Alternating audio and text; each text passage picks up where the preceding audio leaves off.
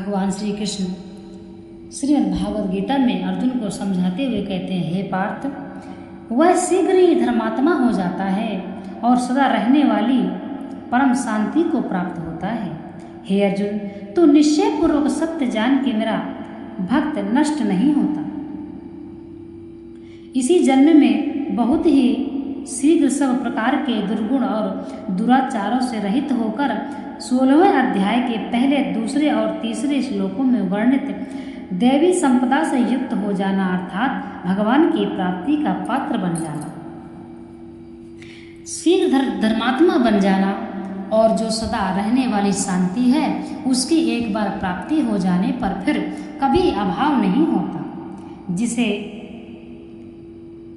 नष्ट की शांति, निर्वाण परमा शांति और परमा शांति कहते हैं। परमेश्वर की प्राप्ति रूप उस शांति को प्राप्त हो जाना ही शाश्वत शांति को प्राप्त होना है।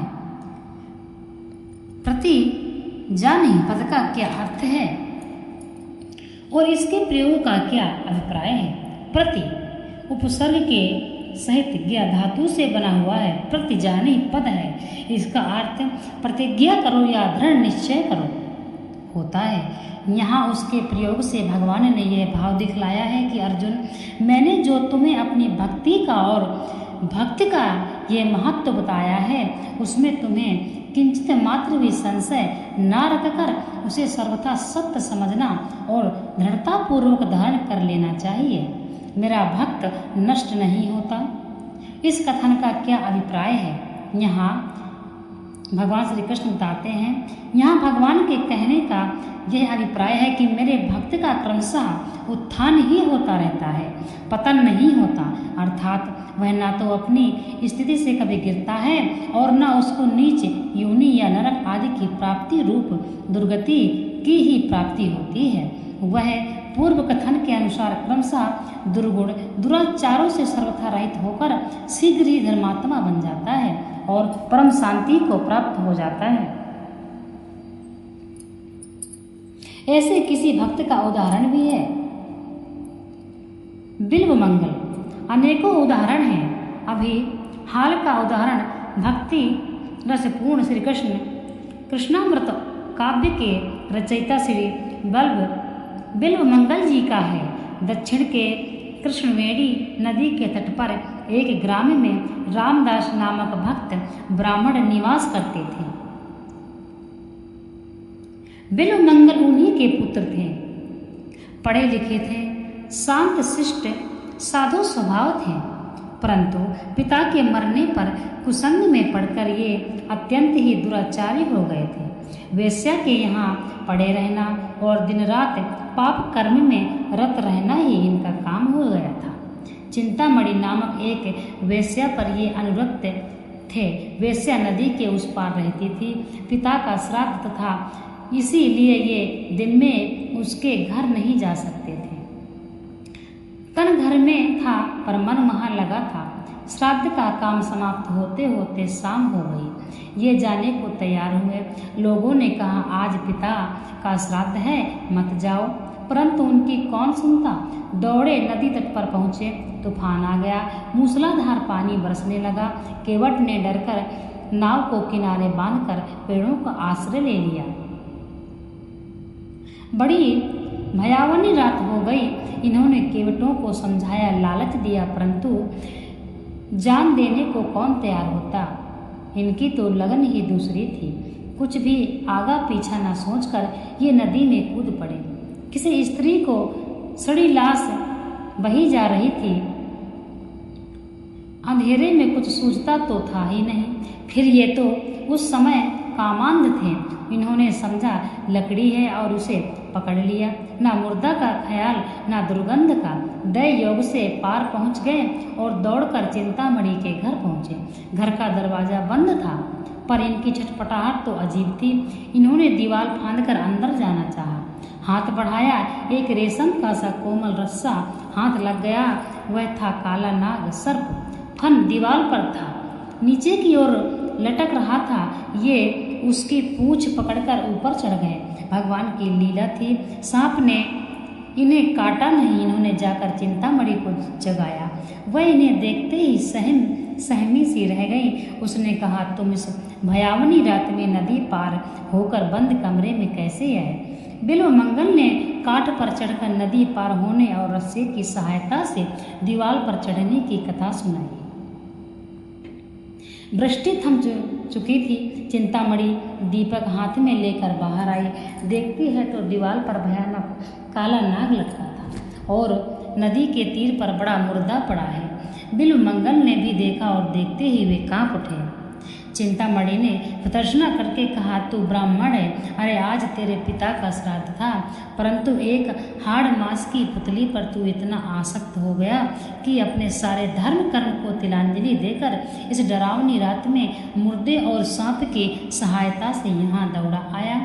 तू आज जिसे परम सुंदर समझकर इस तरह पागल हो रहा है, उसकी भी एक दिन तो वही दशा होने वाली है जो तेरी आंखों के सामने इस सड़े मुर्दे की है। धिक्कार है तेरी इस नीच वृत्ति को। अरे तू इसी प्रकार उस मनमोहन से हम सुंदर पर आसक्त होता, यदि उससे मिलने के लिए यूं छटपटा कर तू दौड़ता तो अब तक आपको पाकर अवश्य ही कृतार्थ हो चुका होता। वेश्या के उपदेश ने जादू का काम किया। बिल्वमंगल की हृदय तंत्री नवीन सुरों से बज उठी। विवेक की आग धधकने लगी। उसने उसके कल्प को जला दिया। अंतःकरण की शुद्धि होते ही भगवत प्रेम का समुद्र उमड़ा और उनकी आंखों से आश्रुओं की अजस्र धारा बहने लगी। बिल्वमंगल ने चिंतामणि के चरण पकड़ लिए और कहा कि माता, तूने आज मुझको विवेक दृष्टि देकर कृतार्थ कर दिया। मन ही मन चिंतामणि को गुरु मानकर प्रणाम किया। इसके बाद रात भर चिंतामणि उनको भगवान श्री कृष्ण की लीला गा गा कर सुनाती रही। बिल्वमंगल उसका बड़ा ही प्रभाव पड़ा। वे प्रातः काल उठते ही जग चिंतामणि श्री कृष्ण के पवित्र चिंतन में निमग्न होकर उन्मत्त की भांति चिंतामणि के घर से निकल पड़े। बिल्वमंगल के जीवन नाटक का पर्दा बदल गया। बिल्वमंगल कृष्णवेणी नदी के तट पर रहने वाले महात्मा सोमगिरी के पास गए और उनसे गोपाल मंत्र राज की दीक्षा पाकर भजन में लग गए। वे भगवान का नाम कीर्तन करते हुए विचरण करने लगे। मन में भगवान के दर्शन की लालसा जाग उठी, परंतु अभी दुराचारी स्वभाव का सर्वथा नाश नहीं हुआ था। बुरे अभ्यास से विवश होकर उनका मन फिर एक युवती की ओर लग गया। बिल्वमंगल उसके घर के दरवाजे पर जा बैठे। घर के मालकिन ने बाहर आकर देखा कि एक मलिन मुख ब्राह्मण बाहर बैठा है। उसने कारण पूछा। बिल्वमंगल ने कपट छोड़कर सारी घटना बता दी और कहा कि मैं एक बार उस युवती को प्राण भर कर देख लेना चाहता हूँ, तुम उसे यहाँ बुलवा दो। युवती उसी सेठ की धर्म पत्नी थी। सेठ ने सोचा कि इसमें हानि ही क्या, यदि उसके देखने से ही उसकी तृप्ति होती है तो अच्छी बात है। साधु स्वभाव सेठ अपनी पत्नी को बुलाने के लिए अंदर गया। इधर बिल्वमंगल ने मन समुद्र में तरह तरह के तिरंगों का तूफान उठने लगा। बिल्वमंगल भगवान के भक्त बन चुके थे, उनका पतन कैसे होता। दीन वत्सल भगवान ने अज्ञानानंद बिल्वमंगल को विवेक चक्षु प्रदान किए। उनको अपनी अवस्था का यथार्थ भान हो गया। हृदय शोक से भर गया और मालूम न क्या सोचकर उन्होंने पास के बेल के पेड़ से 2 कांटे तोड़ लिए। इतने में ही सेठ की पत्नी वहां आ पहुंची। बिल्वमंगल ने उसे फिर देखा और मन ही मन अपने को धिक्कार देकर कहने लगे, अभागी आंखें, यदि तुम न होती तो आज मेरा इतना पतन क्यों होता। इतना कहकर बिल्वमंगल ने, चाहे यह उनकी कमजोरी हो या कुछ, उस समय उन चंचल नेत्रों को दंड देना ही उचित समझा और तत्काल उन दोनों कांटों को दोनों आंखों में भोंक लिया। आंखों से रुधिर की धार बहने लगी। बिल्वमंगल हंसते और नाचते हुए तुमुल हर ध्वनि से आकाश को गूंजाने लगे। सेठ को और उनकी पत्नी को बड़ा दुख हुआ, परंतु वे बेचारे निरुपाय थे। बिल्वमंगल का बचा खुचा चित्तमल भी आज सारा नष्ट हो गया और अब तो वे उस अनाथ के नाथ को अति शीघ्र पाने के लिए अत्यंत ही व्याकुल हो उठे। परम प्रियतम श्री कृष्ण के वियोग की दारुण व्यथा से उनकी फूटी आंखों ने 24 घंटे आंसुओं की झड़ी लगा दी। ना भूख का पता है, ना प्यास का पता, ना सोने का ज्ञान और ना जागने का ज्ञान। कृष्ण कृष्ण की पुकार से दिशाएं गूंजने लगी। बिल्वमंगल जंगल जंगल और गांव गांव में घूम रहे। जिस दिन बंधु के लिए जानबूझकर आंखें फोड़ी, जिस प्रीतम को पाने के लिए ऐसे आराम पर लात मारी, वह मिलने में इतना विलंब करे, यह भला किसी से कैसे सहन हो। ऐसी दशा में प्रेममय श्री कृष्ण कैसे निश्चिंत रह सकते थे। एक छोटे से गोप बालक के वेश में भगवान बिल्वमंगल के पास आकर अपनी मुनिमन मोहनी मधुर वाणी से बोले, सूरदास जी, आपको बड़ी भूख लगी होगी, मैं कुछ मिठाई लाया हूँ, जल भी लाया हूँ, आप इसे ग्रहण कीजिए। बिल्वमंगल के प्राण तो बालक के उस मधुर स्वर से ही मोहे जा चुके थे। उसके हाथ का दुर्लभ प्रसाद पाकर तो उनका हृदय हर्ष के हिलोरों से उछल उठा। बिल्वमंगल ने बालक से पूछा, भैया तुम्हारा घर कहाँ है, तुम्हारा नाम क्या है, तुम क्या किया करते हो। बालक ने कहा, मेरा घर पास ही है, मेरा कोई खास नाम नहीं, जो मुझे जिस नाम से पुकारता है मैं उसी से बोलता हूँ। गाय चराया करता हूँ, मुझसे जो प्रेम करते हैं मैं भी उनसे प्रेम किया करता हूँ। बिल्वमंगल बालक की मधुर वाणी सुनकर विमुग्ध हो गए। बालक जाते जाते कह गया कि मैं रोज आकर आपको भोजन करवा जाया करूँगा। बिल्वमंगल ने कहा, बड़ी अच्छी बात है, तुम रोज आया करो। बालक चला गया और बिल्वमंगल का मन भी साथ लेता गया। बालक रोज आकर भोजन करा जाता। बिल्वमंगल ने यह तो नहीं समझा कि मैंने जिसके लिए फकीरी बना लिया और आंखों में कांटे चुभाए, वह बालक वही है। परंतु उस गोप बालक ने उनके हृदय पर इतना अधिकार अवश्य जमा लिया कि उनको दूसरी बात का सुनाना भी असहाय हो उठा। एक दिन बिल्वमंगल मन ही मन विचार करके रोने लगे। सारी आफतें छोड़कर यहाँ तक आया, यहाँ तक नई आफत लग गई। स्त्री के मोह से छूटा तो इस बालक के मोह में फंस गया। यूँ सोच ही रहे थे कि वह रसिक बालक उनके पास आ बैठा और अपनी दीवाना बना देने वाली वाणी से बोला, बाबा जी चुपचाप क्या सोचते हो, वृंदावन चलोगे। वृंदावन का नाम सुनते ही बिल्वमंगल का हृदय हरा हो गया, परंतु अपनी समर्थता प्रकट करते हुए बोले कि भैया मैं अंधा वृंदावन कैसे जाऊं। बालक ने कहा, यह लो मेरी लाठी, मैं इसे पकड़े पकड़े तुम्हें साथ ले चलता हूँ। बिल्वमंगल का चेहरा खिल उठा।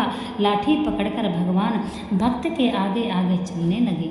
धन्य दयालुता भक्ति की लाठी पकड़कर मार्ग दिखाते हैं। थोड़ी सी देर में बालक ने कहा, लो वृंदावन आ गया, अब मैं जाता हूँ। बिल्वमंगल बालक का हाथ पकड़ लिया।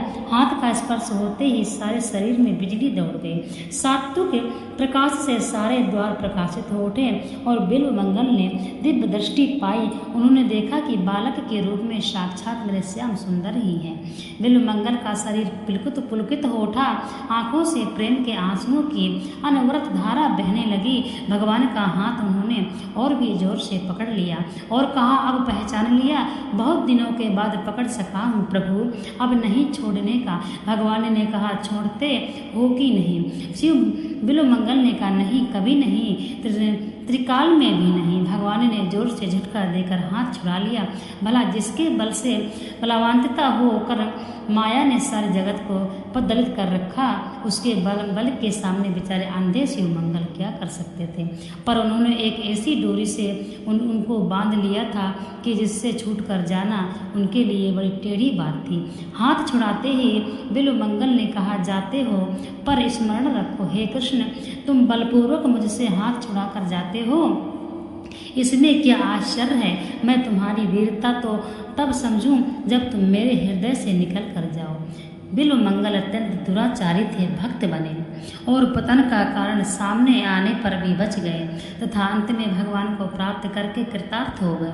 वृंदावन जाते समय इन्होंने रास्ते में भाव वेश के समय जिन मधुर पद्यों की रचना की है, उन्हीं का नाम श्री कृष्ण कर्णामृत है। उनके पहले ही श्लोक में चिंतामणि को गुरु बताकर उनकी वंदना की है। मेरे मोह को दूर करने वाली चिंतामणि वेश्या और दीक्षा गुरु सोमगिरी की जय हो तथा सिर पर मयूर पिच्छ धारण करने वाले मेरे शिक्षा गुरु भगवान श्री कृष्ण की जय हो, जिनके चरण रूप कल्प वृक्ष के पत्तों के शिखरों में विजय लक्ष्मी लीला से स्वयं वर सुख का लाभ करती है, जिनके चरणों में विजय लक्ष्मी सदा अपनी इच्छा से निवास करती है। श्री सुखदेव जी की भांति श्री बिल्व मंगल जी ने भी भगवान का श्री कृष्ण की मधुमेह लीला का आस्वादन किया तथा इसी से इनका नाम लीला सुख भी है। इस प्रकार सदाचारिता और दुराचारिता के कारण होने वाले विषमता का अपने में अभाव दिखलाकर अब 2 श्लोकों में भगवान अच्छी बुरी जाति के कारण होने वाली विषमता का अपने में अभाव दिखलाते हुए शरणागत रूप भक्ति का महत्व प्रतिपादन करके अर्जुन को भजन करने की आज्ञा देते हैं।